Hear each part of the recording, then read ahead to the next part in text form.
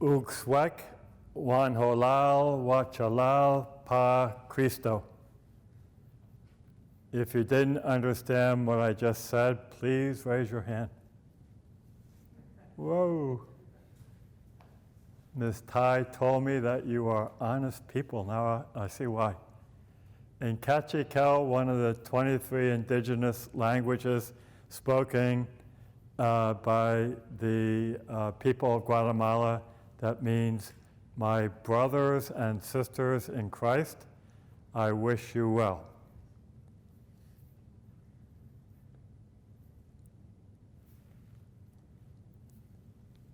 Five volunteers to come forward. I'll tell you why afterwards, why I'm doing this. 5. Just come forward and line up. Thank you. Thank you.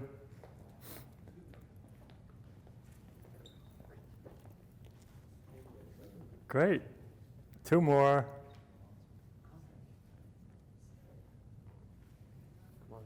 Come on. Thank you. Let's go. Okay. This is the team now. In Central America, there are 7 countries geographically, but 5 joined together politically, not the 7. 5 joined together politically. So each one of you is a country, and you're going to tell me what country you are, and you're not going to repeat the same country twice. So I want one of the 5 countries in Guatemala that are joined together politically. Okay? You can't ask anybody for help. You have to be able to do this yourself. Ready? Let's go.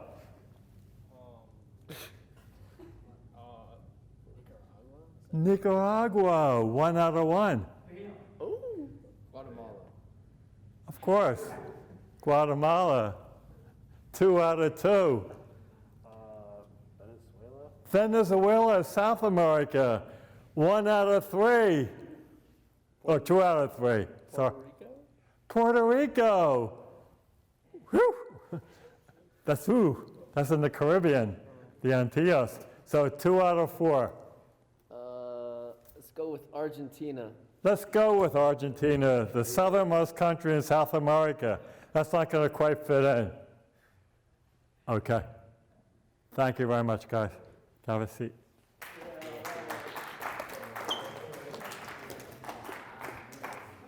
So a couple of years ago, you were me. I had no idea where I was going geographically. I was going to Guatemala, but I didn't know where it was located in Central America. So I was confused too. So I'm saying to myself, well, maybe this morning some people might be a little bit shaky on Central American geography. So Guatemala ends up being the northernmost country in Central America. Next to it is a place called Belize in Spanish.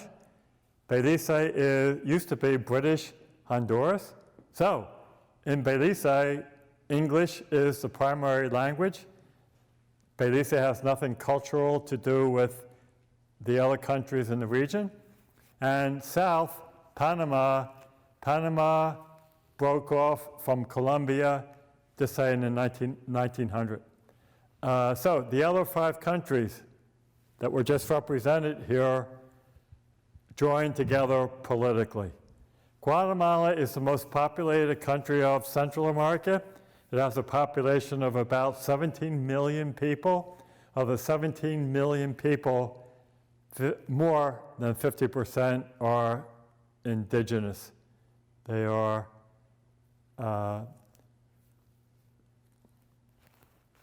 Indians. So that makes Guatemala the country in the Americas with the highest percentage of indigenous people living in it, in other words.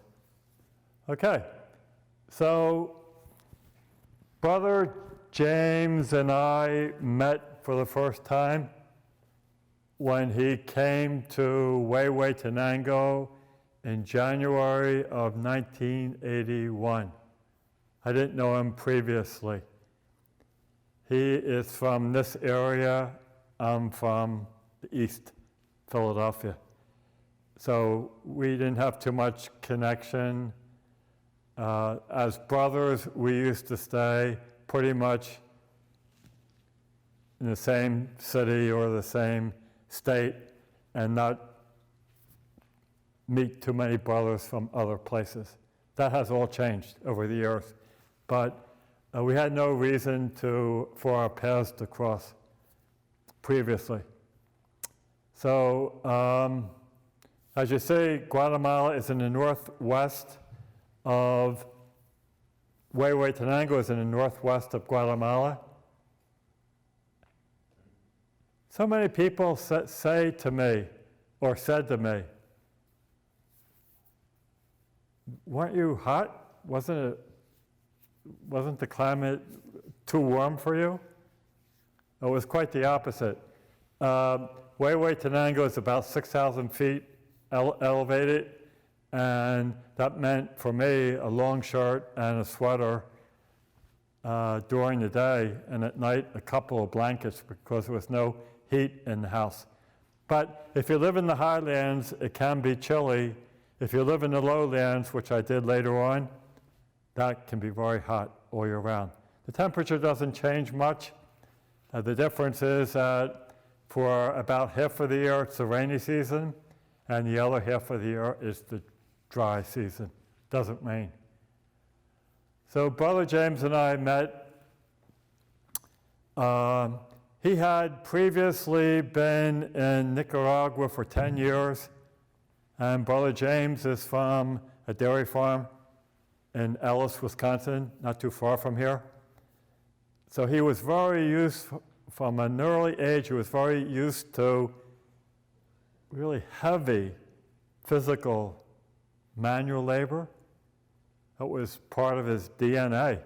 So in addition to full-time teaching, he really was a handyman.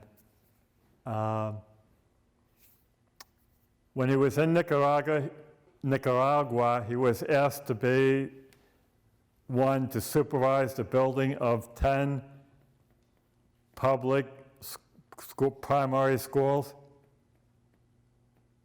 and accepted the challenge because he was promised the material to do that. So what happens when somebody promises you and doesn't come through with the promise? What is your reaction? I'm angry. Angry. How do you react? I'm like, what the heck, man? What the heck, man? And now, who is that directed to? The person that didn't fulfill the So you go right up to the person who didn't fulfill the promise. In this case, it's President Somoza, and you say, what the heck, man? And Brother James was good at doing that. Yeah, he very, very extroverted, and he would just go up to the president and say, come on, you promised me this, you promised me that, I need whatever to get done the construction of these schools. So, in other words, he was aligned with the Somoza government, and the government was overthrown. The Sandinistas came to power, and it was thought that it was too dangerous for Brother James to remain in Nicaragua, and as Ms. Tai said at the beginning, he came back to the U.S., and he ended up here at Cretin. So for me, today, in particular, this is my first time at Cretin-Derham, and I just say, for me, today is so special because I am walking on holy ground. It's just, I don't have the words. It's just beyond me how it ends up being me, the co-worker of Brother James, and then later on, the beatification of a co-worker. How often does that happen to anybody in life? So, can't tell you how special it is for me to be here with you today.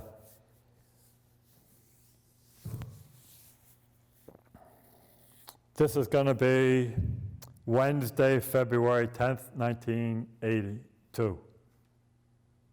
February 10th. We are 7 brothers in the community, 4 from the United States, 3 Guatemalans, 1 community but 2 residences. 1 community is next to the school, another one is the Casa Indígena, where Brother James and I are older brothers to the young men who are there. They live there, and somebody has to be in charge of these young men. So it was Brother James and I.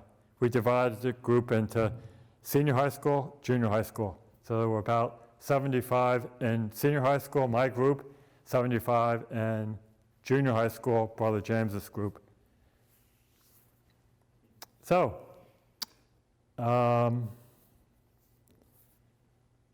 Wednesday, February 10th, lunchtime, Everildo says to us, Everildo is one of the 3 Guatemalan brothers. He gets our attention, and he says, Mr. Garcia wants to see a brother as soon as possible. Mr. Garcia, the father of, that's not the real name, the father of a Guatemalan Christian brother, and someone who is just retiring as a Border Patrol police officer, and his office is on the Army base in Huehuetenango. In other words, he gets accurate information. So at dinner that night, we said to Everildo, could you tell us what Mr. Garcia said?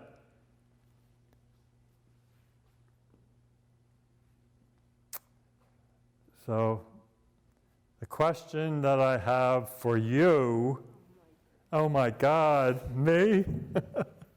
Yes, you. Have you ever been stunned in your life? A lot of people have been. Could you share with us what that was?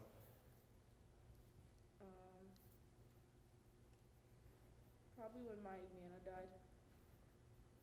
All of a sudden, somebody is not there. Ooh, that's stunning. Yeah. Tell me when you have been stunned.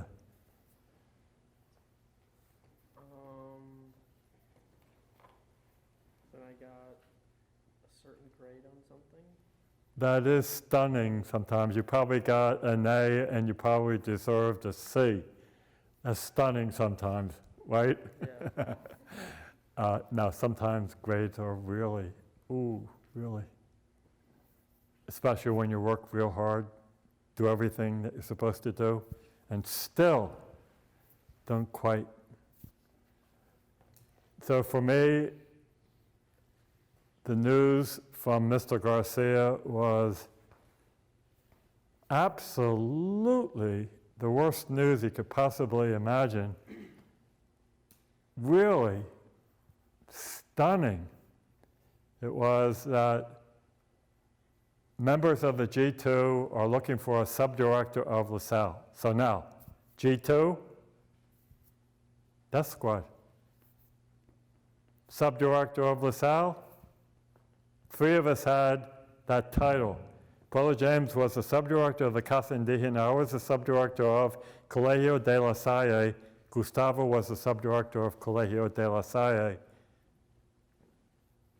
So we just switched to the living room, and sat there and sat there and sat there and sat there trying to figure out now what. So, our lives were in danger and we had not committed a crime. So now what do we do? What do you do? I haven't committed a crime. I know. So now what do you do? And your life is in danger. I run. Oh, you're a runner? I mean, it's either confront Uh-huh. the situation. That's what some people would do. They would run. What would you do? Fight. Ooh. Who are you fighting? By the way. The people that are after me, And in this case, who would that be? the guys that you were talking about.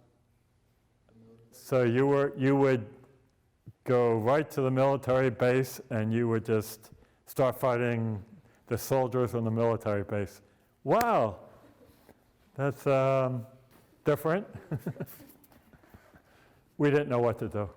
We really did not know what to do. And we prayed and we discerned and we tried to figure out who and why. So Sunday, January 30th,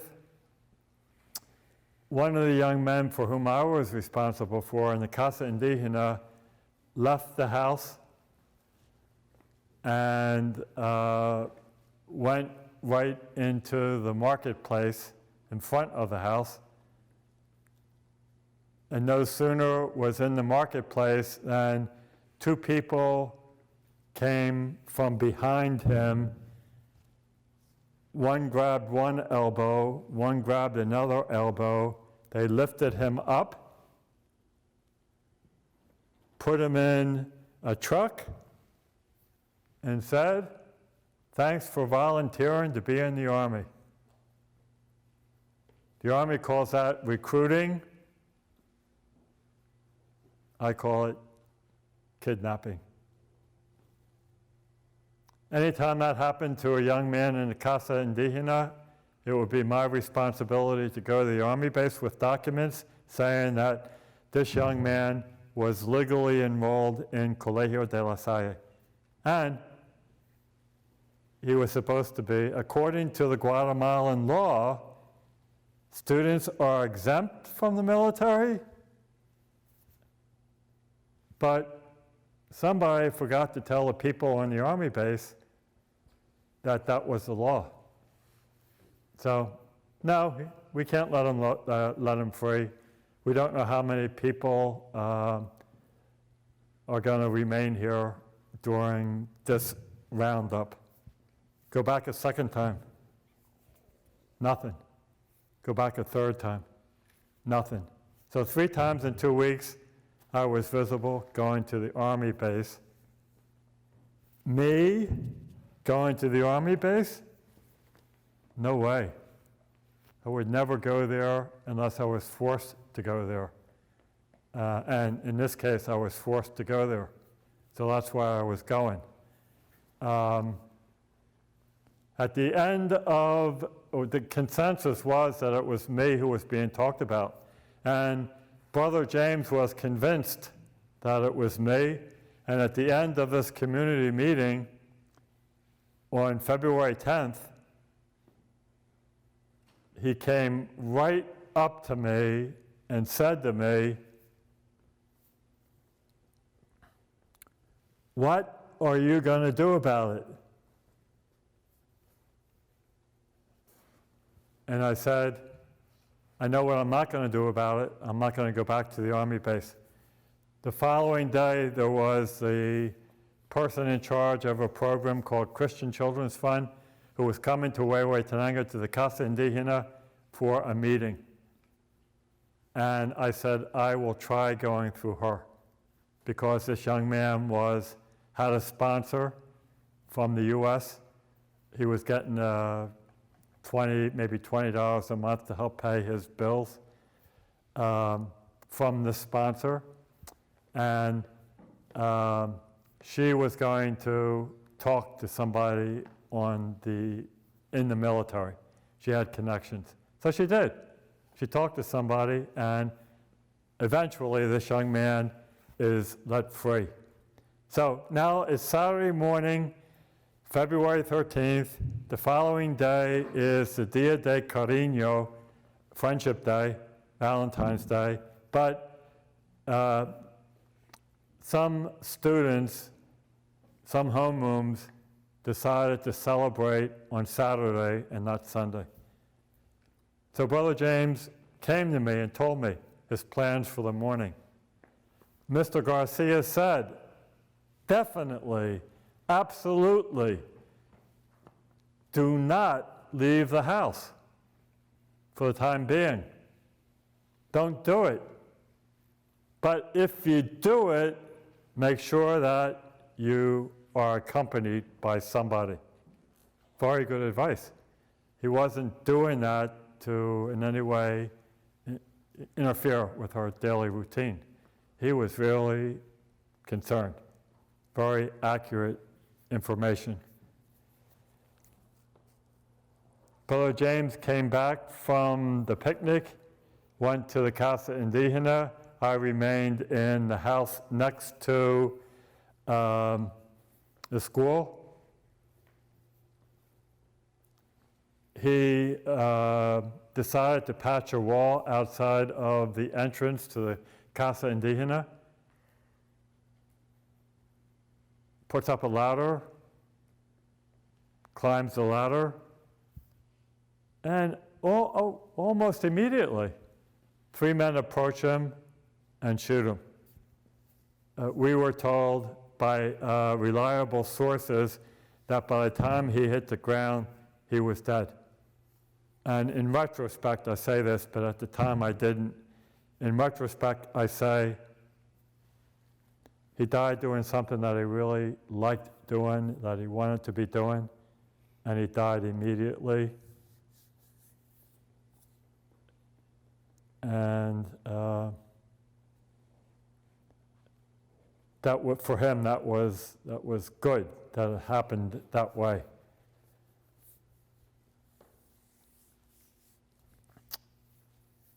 One of the young men from the Casa Indígena ran over to the brother's house. We didn't have telephones then. And pounded on the door. I answered the door. He said that Brother James was dead. I said to myself, I didn't say to him, I said to myself, that's impossible. Maybe he was shot. Maybe he was wounded, but can't be dead. Just can't be.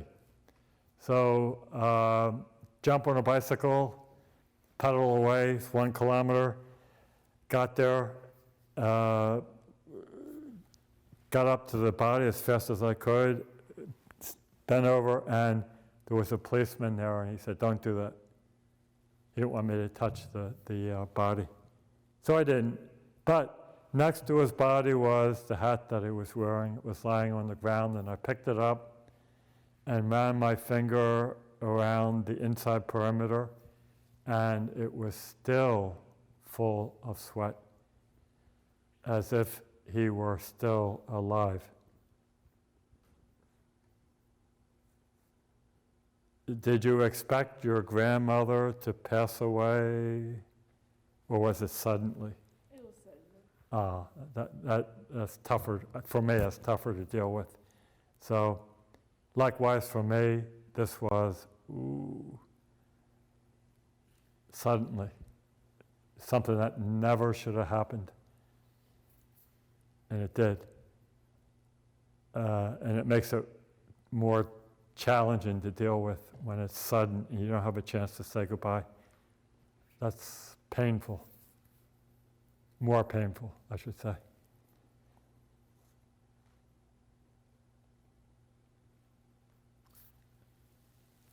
I didn't know what to do. I knew what had to be done, because in Guatemala, you have to be buried within 24 hours.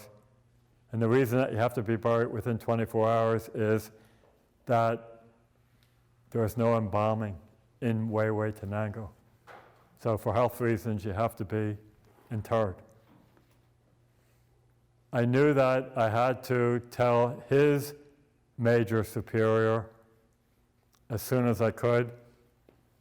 After about a half an hour of staying there, I got up, was able to use a telephone. Of course, it's a Saturday afternoon. I only have the office number, and nobody answered the phone.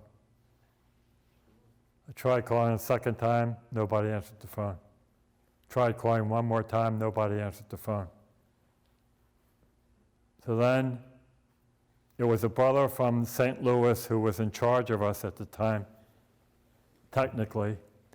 I called Brother James's major superior here in St. Paul, and he did answer the phone. He was just he just absolutely shocked. He couldn't talk for a few minutes.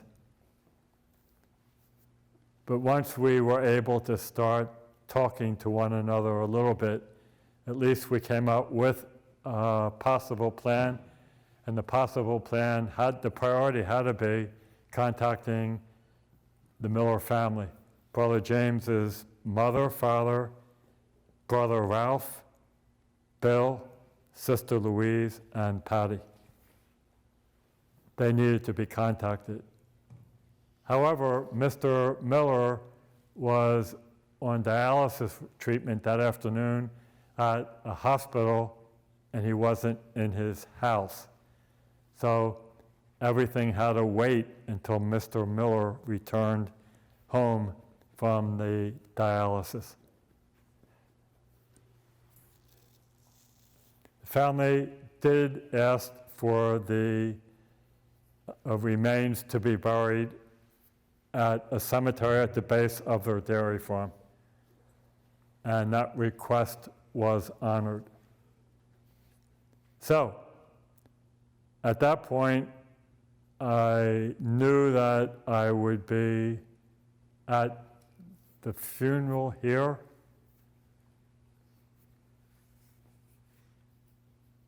And I was afraid. I was really afraid of meeting the Miller family with a cadaver for the first time. I didn't know them. I had never met them before. Usually you want to meet people under circumstances that are positive. In this case, it wasn't going to be that way, and I really didn't want to be the one responsible for this. I was really, really apprehensive. So there was no nonstop flight from Guatemala to St. Paul. We had to switch planes in Houston, and in Houston, this was Monday. It was the first time that I was in contact with the Miller family by phone. So when the phone was answered, I didn't know who I was talking to. I identified myself. I said why I was calling. And the response was from Mrs. Miller. She's the one who ended up answering the phone. And Mrs. Miller's question to me was,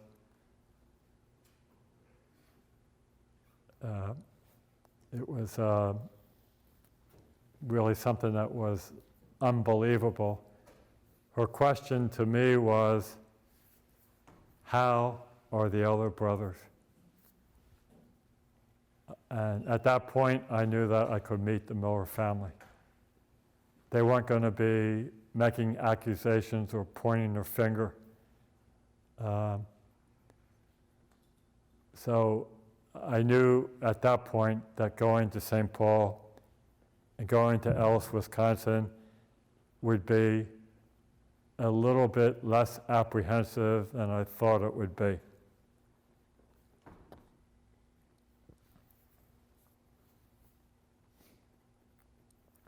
So at the Mass of the Resurrection here in St. Paul, Archbishop Roach, in his eulogy, said that Brother James took young people from the hills who had no chance and gave them a combination of knowledge and hope. Beautiful words that really capture what Brother James was all about. Okay, we're going to continue with a couple of slides. Some people passed the geography test. We're looking at what is called Quetzal. Beautiful, beautiful green bird with a very long tail.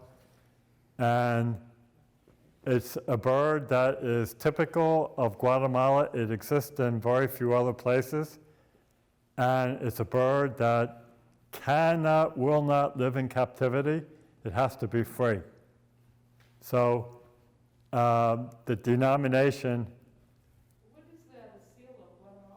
So that's a seal. See, that is what is on the flag. It's a seal of Guatemala. Yes. So El Quetzal. Interestingly enough, if you go to a market, something might cost 3 quetzales. Instead of $3, the currency is called a quetzal.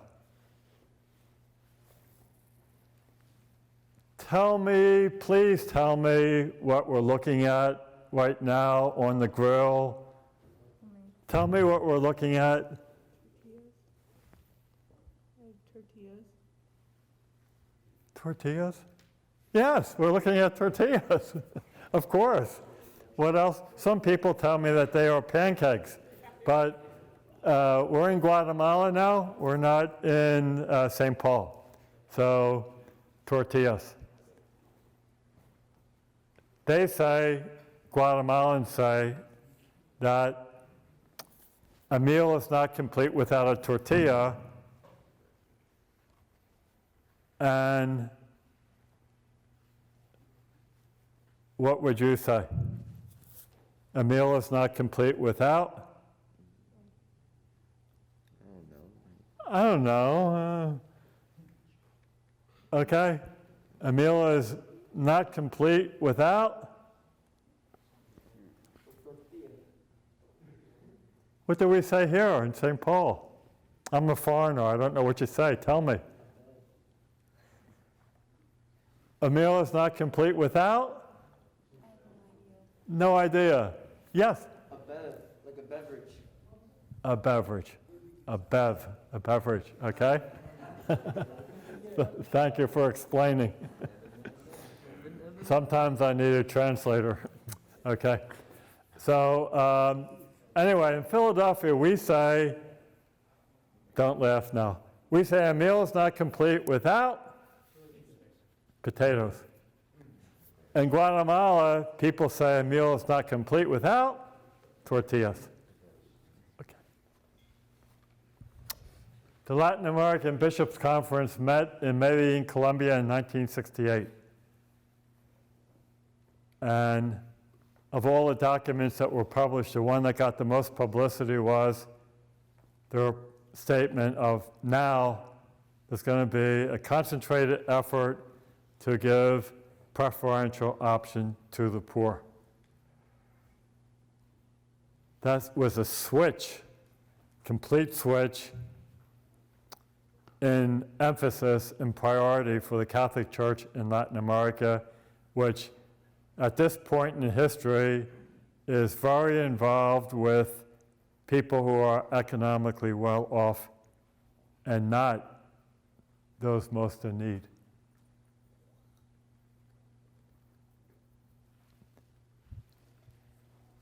My hope for you this morning is a quote from Maryknoll's sister Ida Ford, who was martyred in El Salvador, a neighbor of Guatemala, in December of 1980. She was one of the 4 churchwomen killed. She wrote this to her niece shortly before that horrible event. I hope that you come to find that which gives your life meaning, more meaning, something worth living for, even dying for. I don't know what it is. That's for you to choose, to find out. I can only encourage you to keep looking, and I support you in this effort. Mantiok, Chiwe, Wachala, Pa Cristo. Thank you very much, my brothers and sisters in Christ, for your presence this morning. Thank you.